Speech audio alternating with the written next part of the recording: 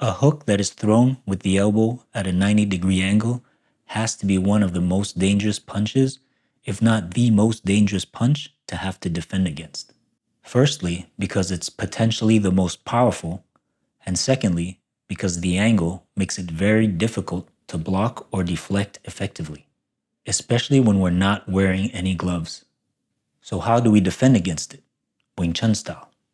Well, first, if you have to defend against a 90-degree hook, it means that you let the opponent get too close to you without consequence. Generally, if you and your opponent are roughly the same size, you also have roughly the same reach, which means that before he can land that type of a hook on you, there's a range that he has to enter and get through where he can get hit by a straight punch, but where he cannot land a 90-degree hook yet. So the first way to defend against a 90-degree hook is to not let him get close enough to land it. Another way to avoid that 90-degree hook is to keep your guard forward. By keeping your guard forward, you're giving your opponent an obstacle that he has to deal with before achieving the correct distance to land it. If you keep your hands closer to your body, he can more easily just prance right in and punch you in the face. Obviously, we're Wing Chunners, so we're supposed to keep our guard further out. But if we're feeling the stress or if our arms are getting tired, it's easy to forget this most basic thing.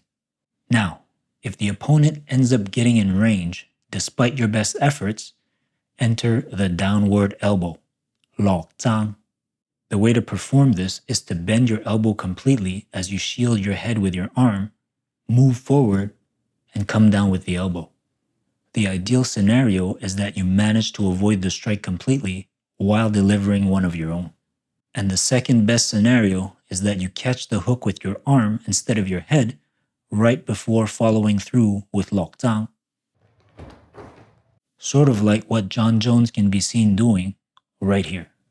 And while we're on the subject, for those of you who missed it, here's how Superlek applied 落踭 back in September to knock out Haggerty within 49 seconds of the very first round and become the one bantamweight Muay Thai world champion. Let's look at it again. Haggerty tries to step in deep and fast to throw a jab cross combo. Superlek parries the jab on the inside, ducks under Haggerty's cross, and goes over the top with the elbow, hitting Haggerty right on the temple. And that's all she wrote. Now, parrying a jab on the inside does go against conventional wisdom, but Superlek also does something very interesting here. To mitigate the dangers of doing that, he presents the top of his skull to the incoming strike while ducking under it.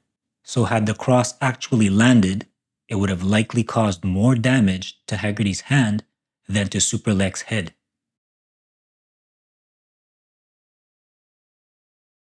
Then a day later, Chris Padilla, a UFC fighter, inspired by what he saw the day prior, won his fight by doctor stoppage after landing a downward elbow of his own. And let's not forget about former UFC champion Chris Weidman landing it against Mark Munoz over 12 years ago. Munoz tries to step in deep to throw a right hook, but Weidman intercepts it with a downward elbow and manages to avoid the hook altogether. And after following it up with a few seconds of ground and pound, the ref had to stop the fight. With results like these, it's inevitable that more pro fighters, champions, and GOATs are going to look to Wing Chun to gain an edge over their competition. If you'd like to see how a UFC GOAT teaches Wing Chun to the next generation of fighters, click on this video right here, and I'll catch you in the next one.